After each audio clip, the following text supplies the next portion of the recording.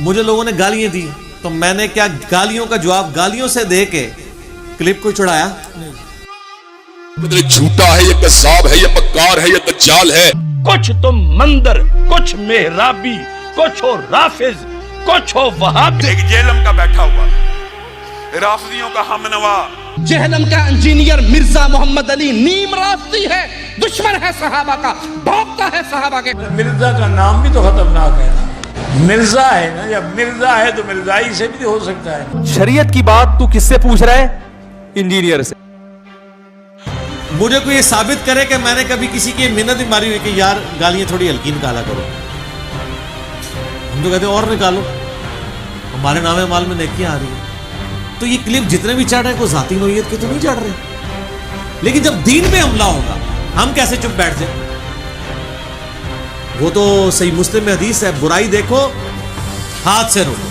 ہاتھ سے ہم اس لیے نہیں روکتے کہ حکومت ہمارے پاس نہیں، ہاتھ سے نہیں روک سکتے، زبان سے روک. زبان سے نہیں روک سکتے تو دل میں برا جانو، لیکن کہا ذالک اضعف الایمان، یہ سب سے کمزور درجہ ہے ایمان کا، اس کے بعد تو ایمان ہے ہی کوئی نہیں. تو کاش میں کسی ایسی دنیا کا باشندہ ہوتا جہاں پہ یہ مسائل نہ ہوتے تو مجھے بھی نہ بولنا پڑتا. تو آپ بول رہے ہیں تو آپ ہضم کریں اس کو.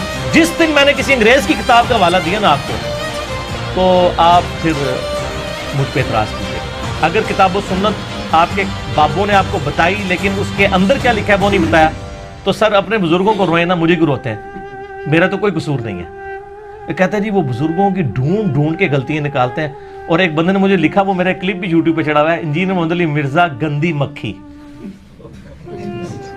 یہ ہم نے ٹائٹل بنایا اس کے اوپر، لیکن مکھی ساتھ شہد کی بنائی تھی. اچھا تو وہ کہتا ہے جی دیکھیں جی جیسے گندی مکھی گند پہ بیٹھتی ہے نا، یہ ہر جگہ گند پہ بیٹھتا ہے. تو میں نے اس میں ایک جملہ بولا تھا کہ اگر میں گندی مکھی ہوں اور گند پہ بیٹھتا ہوں تو یہ گند پھیلایا کس نے؟ یہ بھی تھوڑی جرت کر کے بتائیں نا. میں گند کو کہتے ہیں ہمارے بزرگوں کی غلطیاں پکڑتا ہے، گند پہ بیٹھتا ہے. تو آپ یہ کہیں کہ ہمارے بزرگوں نے گند کیا تھا، اس گند پہ بیٹھ کے اس نے صفائی کر کے ہمارے فالوورز کو بتایا کہ آپ کے بزرگ یہ گند کر کے گئے ہیں. تو یہ جرت کریں نا یہ کہنے کی، تو سر پبلک پھر خود ہی مانے گی یار یہ تو بڑا اچھا کہ آپ کی یہ صفائی کی ہے. یہ وہ گندی مکھی ہے جس نے آپ کے بزرگوں کا گند صاف کیا ہے. اور الحمدللہ اب شاید آپ کو کتاب و سنت کی شکل میں بتایا گا الحمدللہ. اور الحمدللہ آج بھی میں سب کی باتیں سنتا ہوں، جس کی حق بات ہے قبول کرتا ہوں، اور جہاں پر اختلاف ہے علمی طریقے سے بغیر کسی کلمہ گو مسلمان کی تکفیر کیے ہوئے اپنا پروٹیسٹ اس کے سامنے ریکارڈ کروا دیتا ہوں. باقی حق کسی کو کھول کے پلانا یہ میری ذمہ داری نہیں ہے، یہ تو انبیاء کی ذمہ داری نہیں ہے، ان کی بھی ذمہ داری ہے وما علینا الا البلاغ. تو بات صرف پہنچا دینا یہ ہے ذمہ داری. اور پھر بعض لوگوں کو یہ بھی وسوسہ آتا ہے کہ نہیں یار آپ کی وجہ سے فتنہ کھڑا ہوا ہے، پہلے تو لوگوں کو یہ باتیں پتہ ہی نہیں تھی، آپ نے لوگوں کو خود بتائی ہیں اور لوگوں کو مارا. نہ سر ایسا نہیں ہے. اگر پتہ نہیں تھا تو یہ کتابیں چھاپنی کیوں تھی؟ یہ بد عقیدگیاں امت کو بتائی کیوں جا رہی تھی؟ کیا میرے دنیا میں آنے سے پہلے ہی یزید کو رضی اللہ عنہ نہیں لوگ کہہ رہے تھے؟ تو میں تو جواب دے رہا ہوں. تو جواب دینے والوں کے سر پہ آپ جوتیاں مارتے ہیں، آپ پھر آپ کہتے ہیں بھی رونا بھی نہیں ہے. ایسا تو نہیں ہوگا. اور ہم آپ کو اس کے جواب میں جوتیاں بھی نہیں مار رہے، ہم علمی دلائل کا جواب علمی طریقے سے دے رہے ہیں. تو جب دین پہ حملہ ہوتا ہے تو ہمیں مجبوراً یہ جواب دینے پڑتے ہیں. اور میں دیکھیں اس ٹائم دنیا میں جتنے بھی یوٹیوب کے اوپر بڑے بڑے مولوی اویلیبل ہیں، کسی اور کے خلاف کلپ بنائے نہ بنائے، میرے خلاف ضرور انہیں کلپ بنائے ہوتے ہیں. سر یہ نیکی کی طرف بلانا اور برائی سے روکنا اتنی بڑی چیز ہے کہ اللہ نے ایمان کو تیسرے درجے پہ ذکر کر دیا.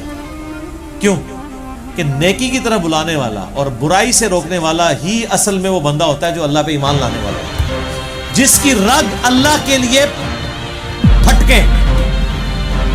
لوگ تو اپنے ماں باپ کی لیے گالی سنتے ہیں نا تو گرم ہو جاتے ہیں، اس نے مجھے ماں کی گالی دے دی. مجھے کسی سے اچھے یا برے کمنٹس لینے کی ضرورت نہیں ہے، ٹھیک ہے؟ آپ مجھے ڈیفینڈ کرنے کی بجائے نا اللہ کے نبی کو ڈیفینڈ کریں، کتاب و سنت کو ڈیفینڈ کریں. اور آپ نے مجھے ڈیفینڈ کرنا ہے تو صرف ایک جملہ لکھ دیا کریں، نہ میں وابی نہ میں بابی، میں ہوں مسلم علم و کتابی. بابوں کی محبت میں گرفتار تھا کب سے، احادیث پڑھی میں نے جو قرآن پہ کیا غور، یہ راز کھلا مجھ پہ بہت جستجو کے بعد، بابوں کا خدا اور کتابوں کا خدا اور.